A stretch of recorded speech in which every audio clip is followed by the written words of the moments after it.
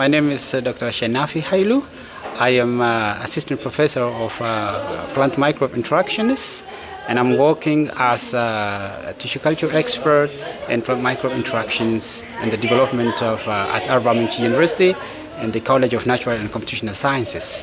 It's one of the most important lab that we are establishing and working on, because the tissue culture in Gunnabo Highlands or in southern region, the potato cultivation is a serious problem because of the diseases such as the potato wilt, bacterial wilt, which is damaging the crop very much. And we are interested to develop a plantlet which is disease-free. So farmers should make sure that they have plantlets which are growing well in their field and to overcome the problems of the disease. So this lab is mainly focusing on developing the plantlets which we can easily distribute to the Gunnabo Highlanders. So Vita initiated the collaboration, and we have seriously conducted a lot of assessments with Vita, and they make sure that our lab can conduct the tissue culture lab. And we started renovation. So this is really a breaking through for us, and we are now able to have the tissue culture lab where we can produce disease-free plantlets of potato. In Ethiopia, the farmers are subsistence farmers, and they use fragmented farms.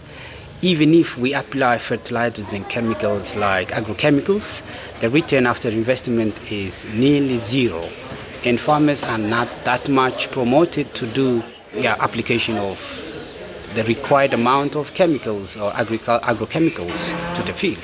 So we need to renovate that. The disease-resistant plants should come in. The disease-resistant seedlings should be available to the farmers. And what we need to do is to renovate that, to bring that the plantlets should be free of disease. With this collaboration, we are producing the seedlings that are disease-free and that we can distribute to the farmers. And this is changing the scenario in the area where the people are interested to have our products.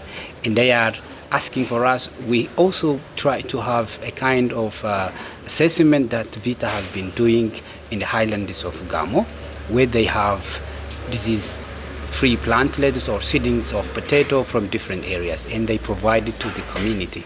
And we check it how sustainable that seedlings are. So if we excel or scale up our seedling production, and then we can reach all those farmers so they can produce sustainably the potato. The next level should come then. Now they are consuming for the household, but they can bring to the market, so the level of production should increase. And then we can also design for production of other products from potato.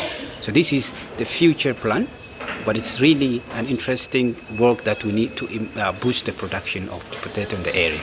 Potato is, if you take the highlands of Gunnabo, the southern parts of Ethiopia, they depend on fruits, on root crops. So potato is one of the root crops which is easily grown in the area but is susceptible to disease.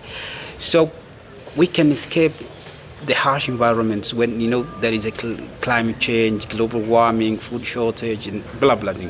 But if you produce enough potato in the highlands, we can reach all those farmers, and we can even bring down to the lowlands of the country. So it is really important to excel the production of potato in the region. I think I really appreciate the way we initiated the collaboration and the way we want to promote the production of potato and other root crops in Ethiopia, which we can use as a crop for particularly the people living in the lowland, the farmers, because in Ethiopia 85% of the population is dependent on agriculture, which is a subsistence type of agriculture. And we need to shift these types of agriculture by renovating the work that we are doing. So this collaboration is really an important collaboration, but we still need to advance our work. We are just dependent on a simple tissue culture practices. Now we need to a little bit promote and develop a kind of analysis that we need to improve the productivity of the crop by even developing disease-resistant crops.